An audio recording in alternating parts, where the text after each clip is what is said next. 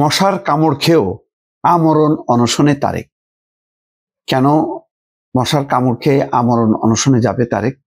তারেক হচ্ছে আম জনতা দলের সদস্য সচিব তারেক রহমান। তার দলকে নির্বাচন কমিশন নিবন্ধন দেয়নি, তার প্রতিবাদে তিনি অনশন শুরু করেছেন কালকে। নির্বাচন কমিশনের মূল ফটকের বাইরে তিনি কালকে সারা রাত অনশনে ছিলেন। প্রচন্ডভাবে মশার কামড় খেয়ে একেবারে রীতিমতো কাহিল অবস্থা, তারপরেও তিনি অনশনে আছেন। আমি কালকে একটা ছোট ভিডিও করেছিলাম, আমার ভয়েস বাংলা পেজে ছিল, যে রফিকুল আমিন, ডেস্টিনি রফিকুল আমিনের দল আম জনগণ পার্টি সম্ভবত নাম, এটা যদি নিবন্ধন পায় তাহলে তারেক রহমান কেন পাবে না? কালকে 3টা রাজনৈতিক দলকে দিয়েছে, অন্তত 2টার বেলায় আমি বলবো যে সঠিক, এনসিপি এবং বাংলাদেশের সমাজতান্ত্রিক দল মার্ক্সবাদী। এটা অত্যন্ত পুরনো রাজনৈতিক দল, ঐতিহ্যবাহী রাজনৈতিক দল, বাংলাদেশের ত্যাগী রাজনীতি, মানে সংগ্রাম, ত্যাগ, তিতিক্ষা জনগণের জন্য সেটি করেছে, এটা সঠিক সিদ্ধান্ত নিয়েছে। কিন্তু আমার যথেষ্ট আছে, মানে আপত্তি আছে এবং আমার ভিতরে প্রশ্ন আছে। রফিকুল আমিনের ডেস্টিনির যে দলটাকে দেয়া হলো, তাই যদি হয় তাহলে এই আম জনতা দলের সদস্য সচিব তারেক রহমান, তাকে কেন দেওয়া হবে না? তাকে কেন সারা রাত এই অনশনে কাটাতে হবে? এইরকম একটা পরিস্থিতির মধ্যে কেন ঠেলে দেওয়া হলো?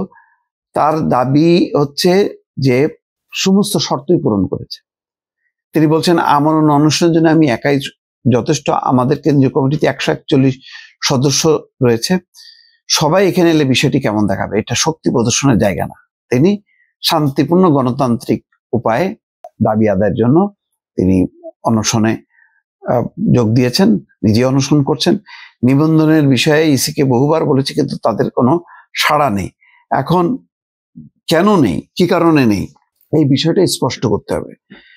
যদি এনসিপি কে শাপলা, মূলত আসলে শাপলাই দিয়েছে, যদিও তারা শাপলা কলি নাম দিয়েছে, দিয়ে যদি এই কনসিডারটা করা হয় এনসিপির ক্ষেত্রে, তাহলে তারেকের ক্ষেত্রে কেন করা হবে না?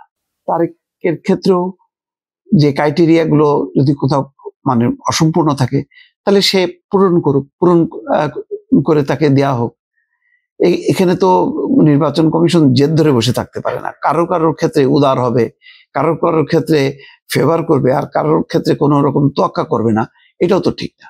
তো সুতরাং আমি মনে করি যে তারেক যেহেতু একজন খুবই ভালো, তার যুক্তিসঙ্গত বক্তব্য, আপোষহীন বক্তব্য, কাউকে ছাড় দিয়ে কথা বলে না, এরকম একজন ব্যক্তি যদি তার ক্রাইটেরিয়া গুলো যদি পূরণ হয়ে থাকে, তাহলে আমার মনে হয় যে তাকে নিবন্ধনটা দেওয়ার উচিত।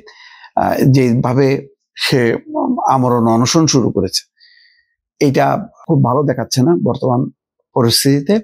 যেহেতু নির্বাচন কমিশন আগের সেই ফ্যাসিজম আমলের নির্বাচন কমিশন না, এটা যথেষ্ট গণতান্ত্রিক, মানবিক, সুতরাং এটা বিবেচনা করতে পারে। এই হচ্ছে অনুরোধ আমার এই ভিডিওর মাধ্যমে। দর্শক।